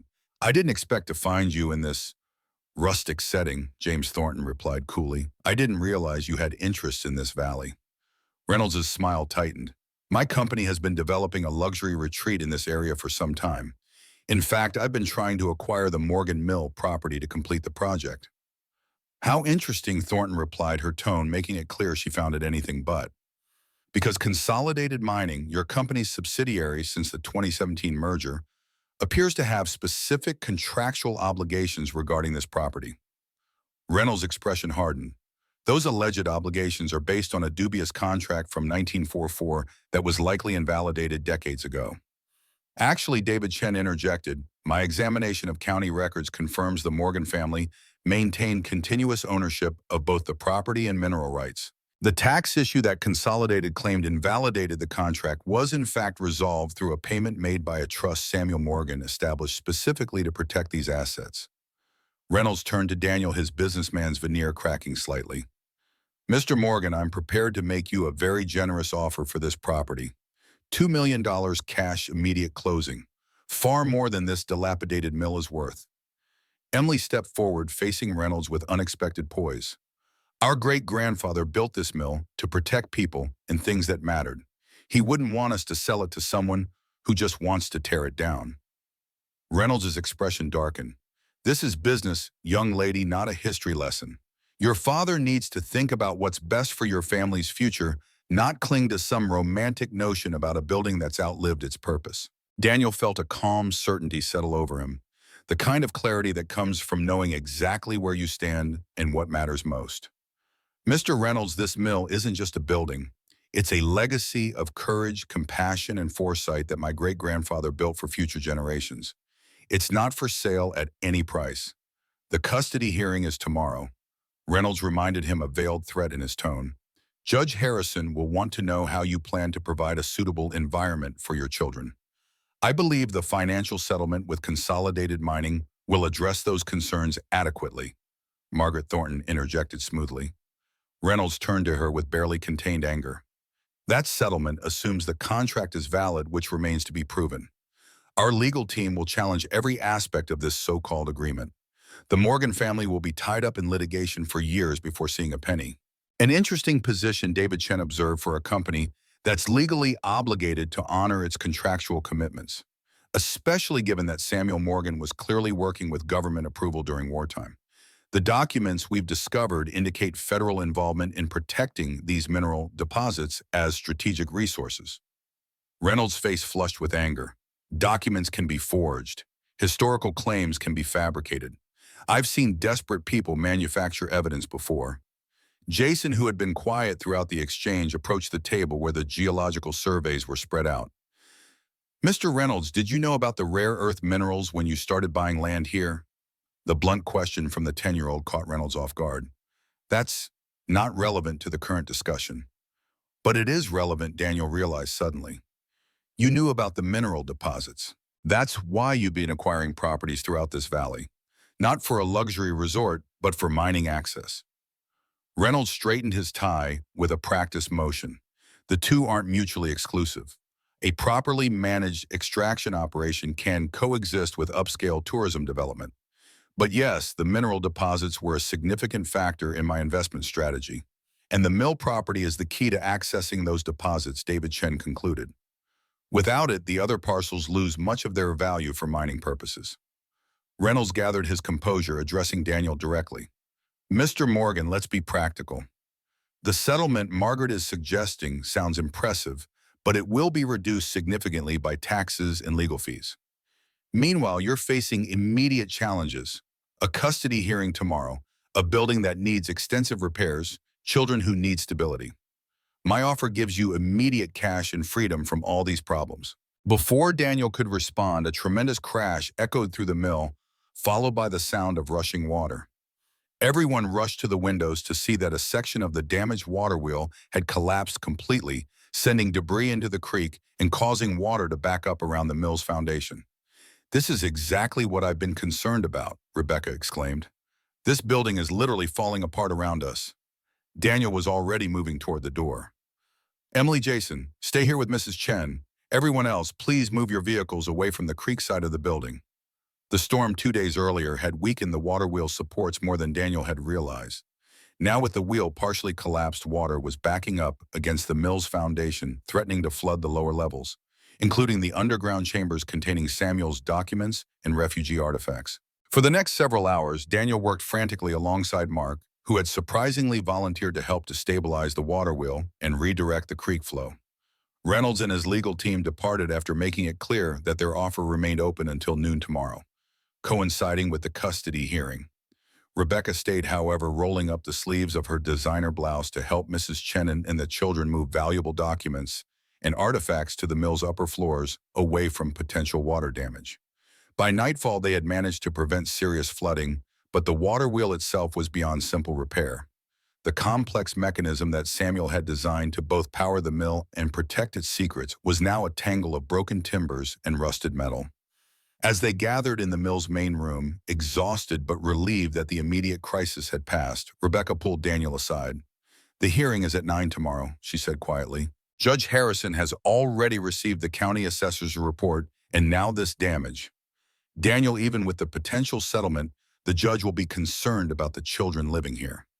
Daniel glanced across the room where Emily and Jason were helping Mrs. Chen organize the rescued artifacts, their faces still animated despite the day's chaos. They belong here, Rebecca. They've connected with something important, not just family history, but values that matter. Samuel built this place to protect people who had nowhere else to go. Now his own family needs it. Rebecca's expression softened. I've been watching them these past few days. They've changed, become more confident, more engaged. But the mill is still unsafe, especially now. Then help me make it safe, Daniel replied. Not just for the hearing tomorrow, but for the future. This settlement changes everything. We have resources to restore the mill properly to honor Samuel's legacy the way it deserves. Before Rebecca could respond, Emily approached with an old leather-bound book they had rescued from the underground chamber. It was Samuel's personal journal, and as they carefully opened its water-stained pages, they found entries dating back to 1941, detailing his transformation from simple miller to wartime humanitarian. One passage dated July 1943 caught Daniel's attention. The mill is more than wood and stone. It's a sanctuary in a world gone mad. When the wheel turns, everything works as it should, the grinding stones, the hidden chambers, the escape routes. The wheel is the heart of everything I've built here. As long as it turns, the mill remembers its purpose. Daniel looked through the window at the broken water wheel, now just a shadow against the night sky. Samuel believed the wheel was essential to the mill's true purpose, not just for grinding grain, but for activating all the hidden systems he had built into the structure. We need to fix the wheel, he said with sudden certainty. Not just patch it up, but restore it completely the way Samuel designed it. That's impossible before tomorrow's hearing, Rebecca objected. But David Chen, who had remained to help organize the legal strategy for the hearing, looked thoughtful. Perhaps not impossible, but certainly a challenge. The question is, what would it reveal if restored? What secrets did Samuel build into the mill's mechanics that we haven't discovered yet? As they pondered this question, a thunderstorm broke over the valley, rain lashing against the mill's windows, like nature's own judgment on their predicament. Tomorrow would determine whether the Morgan family could keep both their ancestral home and their family intact, whether Samuel's legacy would be preserved or dismantled for profit, and whether the mill that had protected so many refugees during humanity's darkest hour would itself find protection in a modern world that valued development over history. Through the rain-streaked windows, the broken water wheel stood as a silent reminder of what had been lost and what might yet be reclaimed. The wheel is the heart of everything Samuel had written. Daniel made a silent promise to his great-grandfather that somehow, against all odds, that heart would beat again. The call came at 6:00 in the morning, jarring Daniel awake from the first peaceful sleep he'd had in days. The voice on the other end was crisp, professional, and completely unexpected. Mr. Morgan, this is Margaret Thornton, senior partner at Thornton Webb and Associates in Denver. I represent Consolidated Mining Corporation. I understand you've discovered some documents related to a 1944 mining contract. Daniel sat up in his sleeping bag, instantly alert. How did you know about that? Word travels fast in the mining industry, Mr. Morgan. Patricia Webb, the county assessor, is actually my cousin. She called me last night after examining your documents. We need to talk. Within 6 hours, Margaret Thornton was sitting in the mill's main room, her expensive suit looking as out of place as everything else about the situation had become. She was a woman in her 60s with silver hair and the bearing of someone accustomed to negotiating million-dollar deals. Beside her sat a younger man she introduced as David Chen, Mrs. Chen's grandson and a specialist in mineral rights law. Small world, Mrs. Chen had commented when she learned of the connection. David always was the smartest boy in our family. Margaret Thornton opened her briefcase and withdrew a folder clearly marked Confidential, Morgan Property Matter. She placed it on the table with the careful ceremony of someone revealing a long-kept secret. Mr. Morgan, she began, Consolidated Mining has been aware of the 1944 contract for 8 decades. We've also been aware that we failed to meet the extraction timeline requirements outlined in the agreement. Emily and Jason sat quietly in the corner, ostensibly working on correspondence to historical societies, but Daniel could tell they were listening to every word. Why didn't you contact the family before now? Daniel asked. David Chen leaned forward. Because until last week, Consolidated believed the mineral rights had reverted to the federal government due to non-payment of property taxes in 1967. It was only when Patricia Webb's inquiry triggered a title search that we discovered Samuel Morgan had established a trust specifically to protect these assets. The tax issue was resolved and the rights remained with your family. Margaret Thornton withdrew a thick document from her folder. This is a comprehensive geological survey commissioned by Consolidated Mining in 1995, updated with additional studies in 2010 and 2020. The rare earth deposits on your property are far more extensive than Dr. Webb estimated in 1943.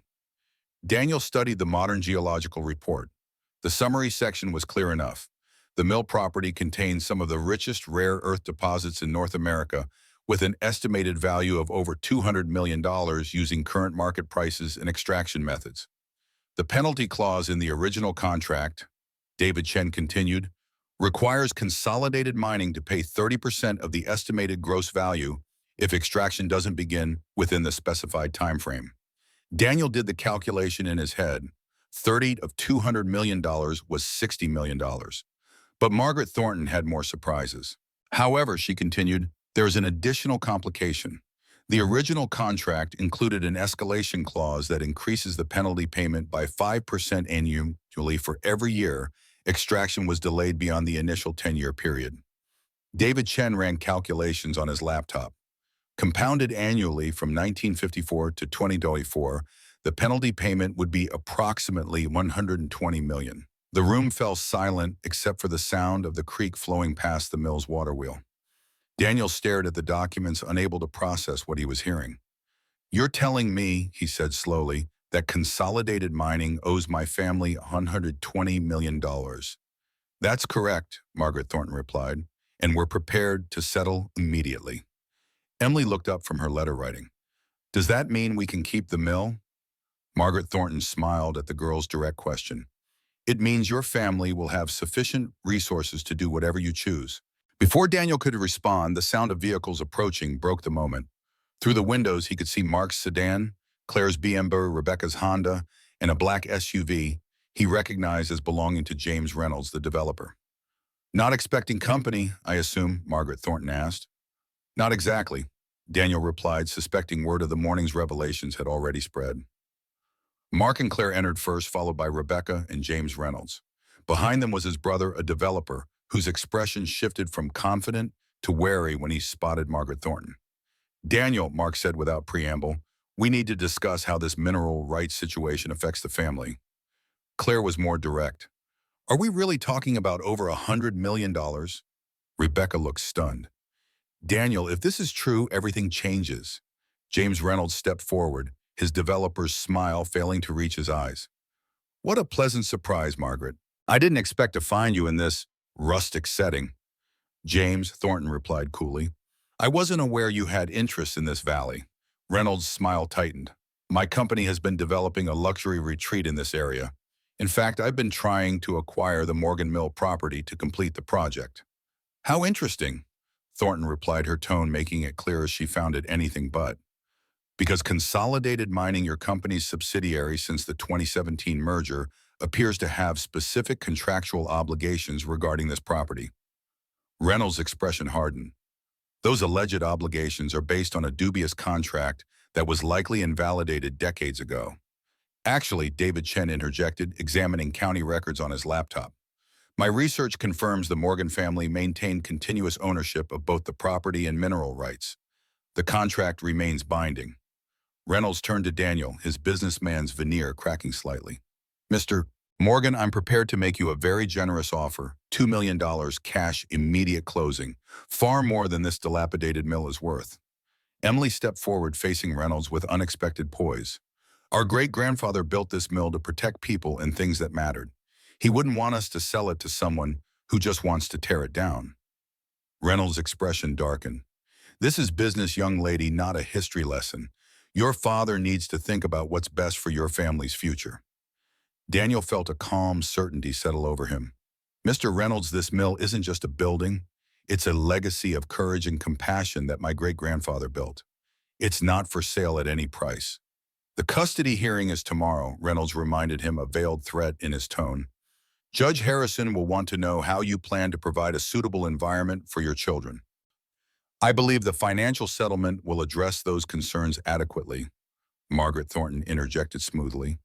Jason, who had been quiet, approached the table where the geological surveys were spread out. Mr. Reynolds, did you know about the rare earth minerals when you started buying land here? The blunt question caught Reynolds off guard. That's not relevant to the current discussion. But it is relevant, Daniel realized suddenly. You knew about the mineral deposits. That's why you've been acquiring properties throughout this valley, not for a luxury resort, but for mining access. Reynolds straightened his tie. The two aren't mutually exclusive. A properly managed extraction operation can coexist with upscale tourism. But yes, the mineral deposits were a significant factor in my investment strategy. And the mill property is the key to accessing those deposits, David Chen concluded. Without it, the other parcels lose much of their value for mining purposes. Reynolds gathered his composure. Mr. Morgan, let's be practical. The settlement Margaret is suggesting sounds impressive, but it will be reduced significantly by taxes and legal fees. Meanwhile, you're facing immediate challenges, a custody hearing tomorrow, a building that needs extensive repairs, children who need stability. My offer gives you immediate cash and freedom from all these problems. Before Daniel could respond, a tremendous crash echoed through the mill, followed by the sound of rushing water.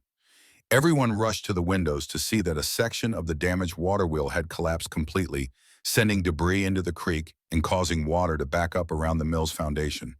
This is exactly what I've been concerned about, Rebecca exclaimed. This building is literally falling apart around us. Daniel was already moving toward the door. Emily, Jason, stay here with Mrs. Chen. Everyone else, please move your vehicles away from the creek side of the building.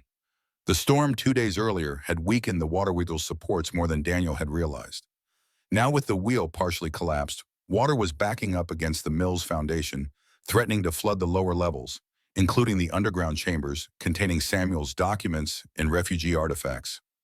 For the next several hours, Daniel worked frantically alongside Mark, who had surprisingly volunteered to help to stabilize the water wheel and redirect the creek flow. Reynolds departed after making it clear that his offer remained open until noon tomorrow, coinciding with the custody hearing. Rebecca stayed, however, rolling up the sleeves of her designer blouse to help Mrs. Chen and the children move valuable documents and artifacts to the mill's upper floors away from potential water damage. By nightfall, they had managed to prevent serious flooding, but the water wheel itself was beyond simple repair. The complex mechanism that Samuel had designed was now a tangle of broken timbers and rusted metal. As they gathered in the mill's main room, exhausted but relieved, Rebecca pulled Daniel aside. The hearing is at 9 tomorrow, she said quietly. Judge Harrison has already received the county assessor's report, and now this damage. Daniel, even with the potential settlement, the judge will be concerned about the children living here. Daniel glanced across the room where Emily and Jason were helping Mrs. Chen organize the rescued artifacts, their faces still animated despite the day's chaos. They belong here, Rebecca. They've connected with something important, not just family history, but values that matter. Before Rebecca could respond, Emily approached with an old leather-bound book they had rescued from the underground chamber.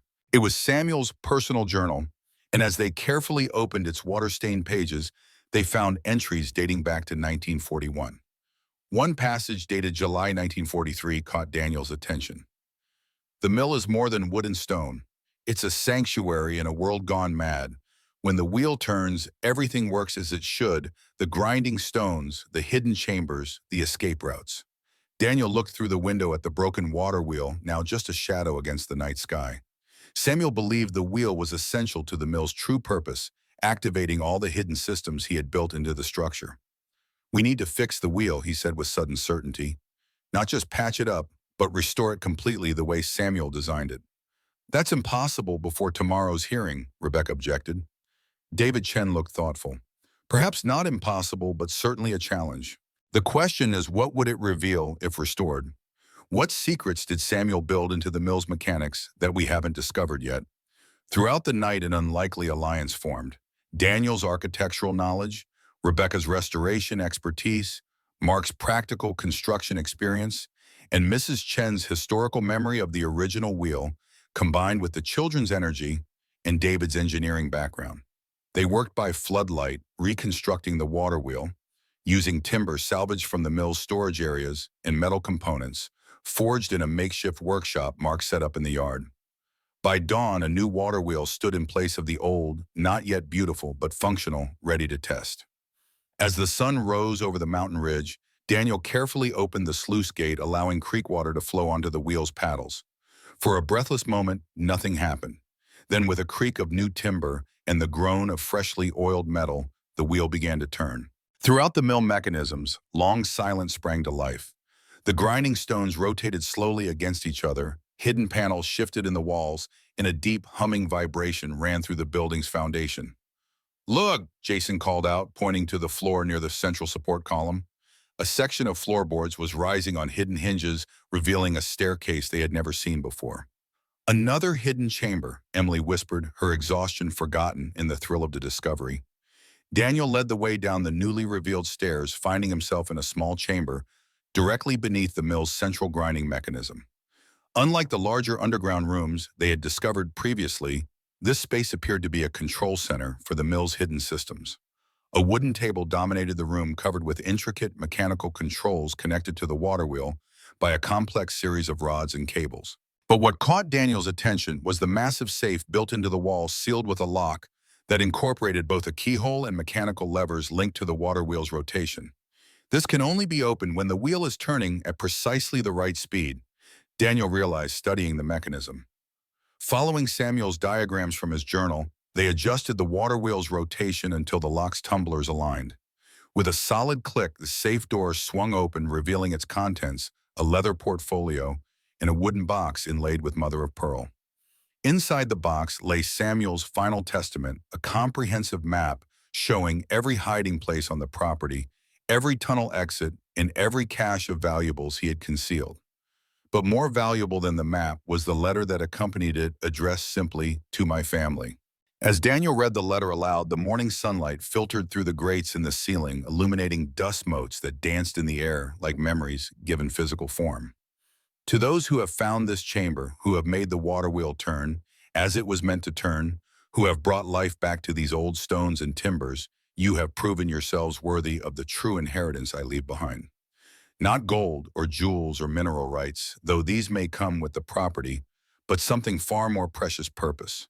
This mill was built to serve to grind grain that nourished bodies, to shelter those who had lost everything, to preserve treasures, both material and immaterial, for generations yet unborn. Those who valued money above all else never found this chamber. Those who sought power rather than purpose never understood the mill's true worth. But you who have made the wheel turn again, who have solved the puzzles I left behind, who have chosen to preserve rather than exploit, you are my true heirs regardless of blood relation. Use what you have found here wisely. Preserve it, share it, build upon it, and remember always that the greatest treasures are not those we keep for ourselves, but those we protect for others." The chamber also contained detailed architectural plans for transforming the mill into an educational center, of visions Samuel had developed but never implemented. The plans showed how the mill could be modernized while preserving its historical features, creating a place where future generations could learn about the past while preparing for the future. As they emerged from the hidden chamber, they found Margaret Thornton waiting for them in the mill's main room, accompanied by a team of construction workers and engineers. "Consolidated Mining's board met in an emergency session this morning," she explained. "They've authorized immediate implementation of a preliminary settlement agreement, including funds for emergency repairs and restoration." Behind her, the workers were already unloading equipment and materials from several trucks. "We can have the basic safety issues addressed before the custody hearing at 9, and the major structural repairs completed within a week." Daniel was speechless at this unexpected development, but Emily had a practical question. "What about Mr. Reynolds? Won't he try to stop this?" Margaret Thornton's smile was tight. "James Reynolds has been temporarily relieved of his duties pending an internal investigation into his handling of the Morgan Mill matter. It appears he may have deliberately concealed information from his own board of directors." The next hours passed in a blur of activity. The construction crew worked with remarkable efficiency, addressing the safety violations that Patricia Webb had identified in her initial inspection. New wiring was installed for proper electricity, smoke detectors, mounted staircase railings, secured, and broken windows replaced with safety glass. By 8:30, when it was time to leave for the courthouse, the mill had been transformed from a safety inspector's nightmare into a building that, while still showing its age, no longer posed any obvious hazards to its occupants. The courthouse in Cedar Falls had seen its share of custody disputes, but Judge Margaret Harrison had never presided over a case quite like the Morgan matter. As she reviewed the case files in her chambers before the hearing, she found herself reading documents that read more like an adventure novel than a typical family court proceeding. In the courtroom, Daniel sat with David Chen and Margaret Thornton. Across the aisle, Rebecca was accompanied by James Reynolds' attorney, though Reynolds himself was conspicuously absent. Emily and Jason sat in the gallery with Mrs. Chen, their faces serious, but not frightened. Judge Harrison called the hearing to order and began with the standard review. But before anyone could present their arguments, she addressed the fundamental question. "Mr. Morgan, Mrs. Morgan," she said, looking at both parents, "I've reviewed the documentation, including some extraordinary recent developments. But before we discuss financial settlements or property values, I want to understand what each of you believes is in your children's best interests." Rebecca stood first, her prepared remarks clearly modified from what she had originally planned. "Your Honor, when I filed for this review, I was concerned that my ex-husband was providing an unstable environment for our children. I believed he was pursuing unrealistic dreams instead of focusing on their practical needs." She paused, glancing toward Daniel.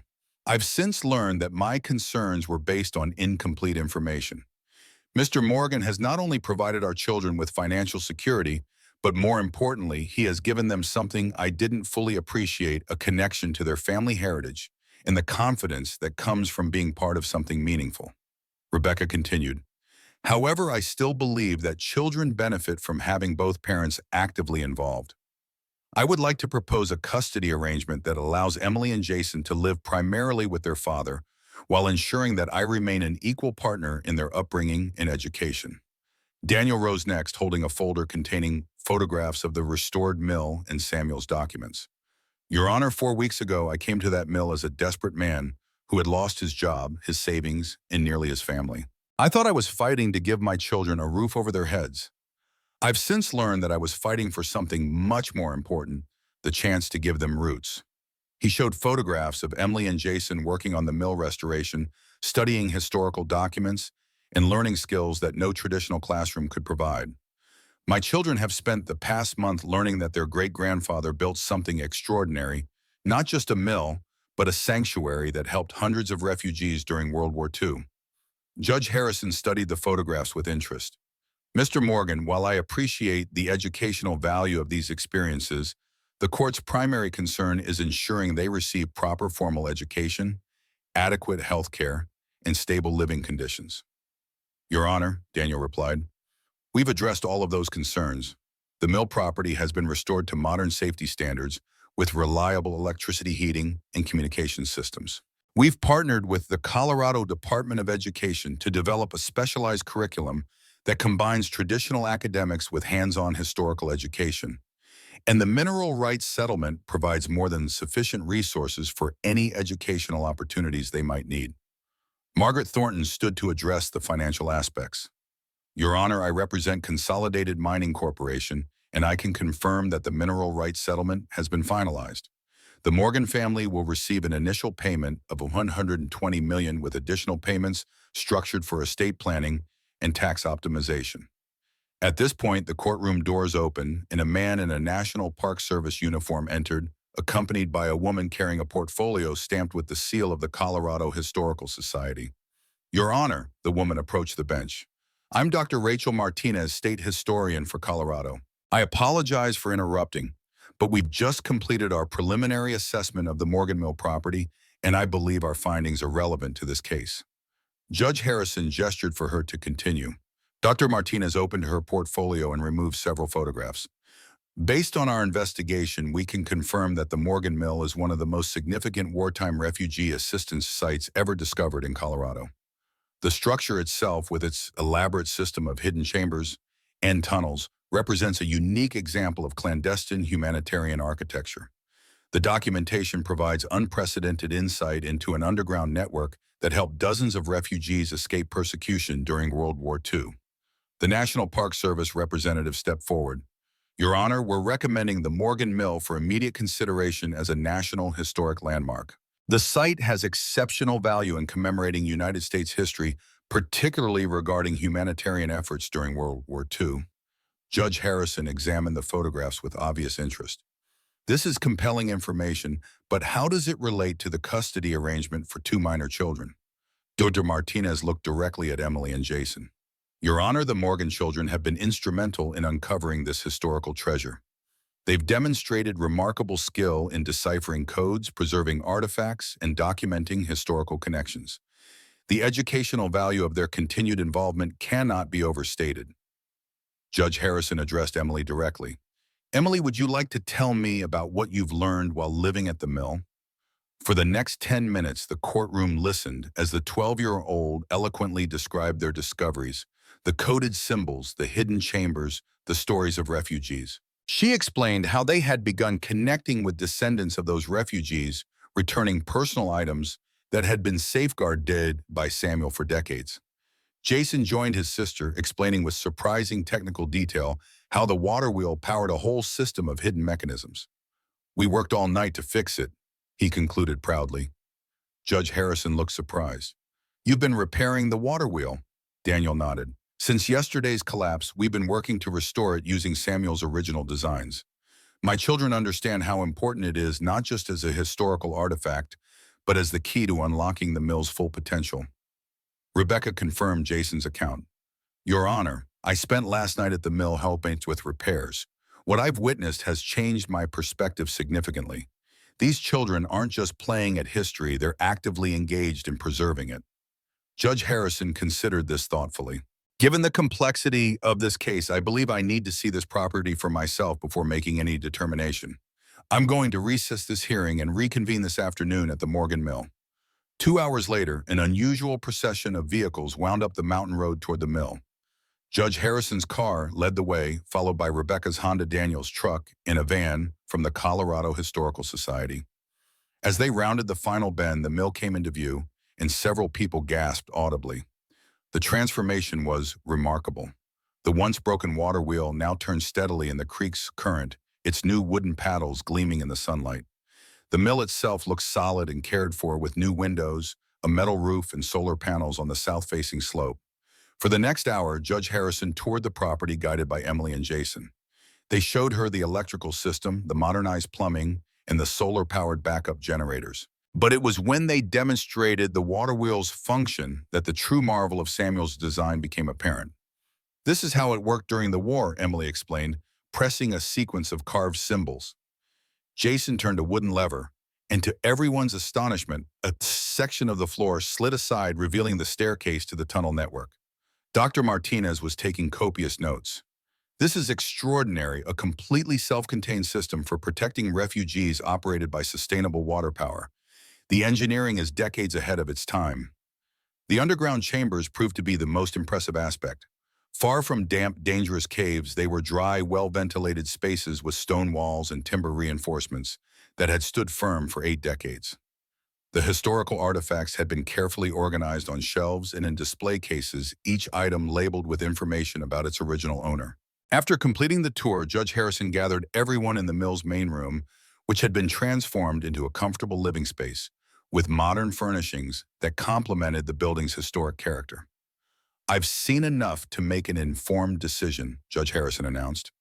This property, far from being unsafe, now appears to meet or exceed all safety standards for family habitation. The educational value of the children's involvement in this historical project is self-evident. Daniel cleared his throat. Your Honor, before you rule, there's something I'd like to address regarding the settlement with Consolidated Mining. He explained how Samuel's final testament had changed his perspective on the mill's purpose and the family's responsibility to preserve it. With that in mind, I've instructed our attorneys to modify the settlement terms. Instead of the full $120 million penalty, Consolidated Mining will pay $60 million. In exchange, they will retain the mineral rights, but commit to never extracting the resources, preserving the natural environment for future generations.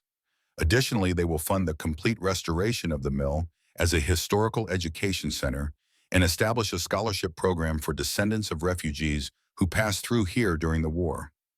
Judge Harrison observed this with quiet approval. Mr. Morgan, your proposal demonstrates exactly the kind of judgment and values this court hopes to see in parents. The formal custody order established a joint arrangement that recognized the unique educational opportunity the mill provided. Emily and Jason would live primarily with their father at the restored mill, attending a combination of traditional school and specialized historical education programs.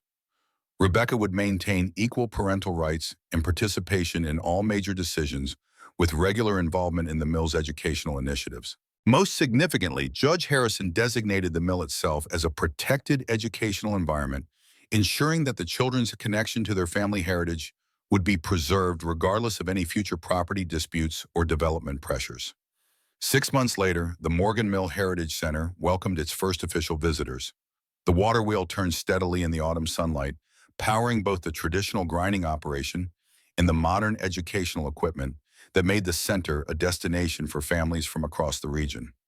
Emily and Jason, now 13 and 11, had become accomplished young historians, guiding visitors through Samuel's hidden chambers and explaining the refugee assistance network that had operated from this remote mountain location during World War II. The water wheel mechanism your great-grandfather designed is remarkable, Emily explained to a school group from Denver. When it turns, it powers all the systems throughout the mill. Rebecca had transitioned from her corporate architecture position to become the Heritage Center's Director of Educational Programs, discovering that her skills translated perfectly to historical preservation work. Mrs. Chen, now the center's director, emeritus, greeted visitors with first-hand stories about what the mill had been like during its wartime years. She had become something of a local celebrity, featured in documentary films about Colorado's role in assisting World War II refugees. Daniel watched from the mill's front porch as a woman in her 70s approached clutching a faded photograph. This was Mrs. Rodriguez, who had traveled from California after learning about the center through their outreach program. "This is my grandmother, Maria Santos," she explained to Emily. She wrote about staying at a mill in the Colorado mountains, about a kind man who helped her reach relatives in California. We never knew where she had been. Emily guided Mrs. Rodriguez to Samuel's meticulously organized filing system. Within minutes, they located Maria Santos's file, complete with photographs and documentation of the jewelry she had entrusted to Samuel's care. "She left a necklace," Emily said, consulting Samuel's records. "Silver and turquoise, made in Mexico." Samuel noted it had been in her family for 4 generations. Mrs. Rodriguez began to cry as Emily led her to the vault where Samuel's unclaimed treasures were preserved. The necklace was exactly as her grandmother had described, a beautiful piece of Mexican jewelry that had survived 80 years of careful protection. "How do I thank you for this?" Mrs. Rodriguez asked. "You don't need to thank us," Emily replied. "Samuel kept it safe so it would find its way back to your family when the time was right. We're just following the instructions he left." As the autumn sun set behind the mountains, the Morgan family gathered on the mill's front porch. The table was set with dishes Mrs. Chen had taught them to prepare using ingredients grown in the Heritage Garden. Daniel looked around at his family, his children who had grown into confident young people, Rebecca, who had become his partner in preserving Samuel's legacy, and Mrs. Chen, who had bridged the gap between past and present. The mill's lights reflected in the pond's still surface, creating a mirror image that honored the past while pointing toward a future filled with possibility. In the distance, the sound of a train whistle echoed through the valley, carrying travelers onward, just as Samuel's mill had once carried refugees toward new lives and new hope. As darkness settled over the mountain, the water wheel continued its steady rhythm, mechanical heartbeat that connected past, present, and future, turning endlessly, remembering, always preserving what truly mattered.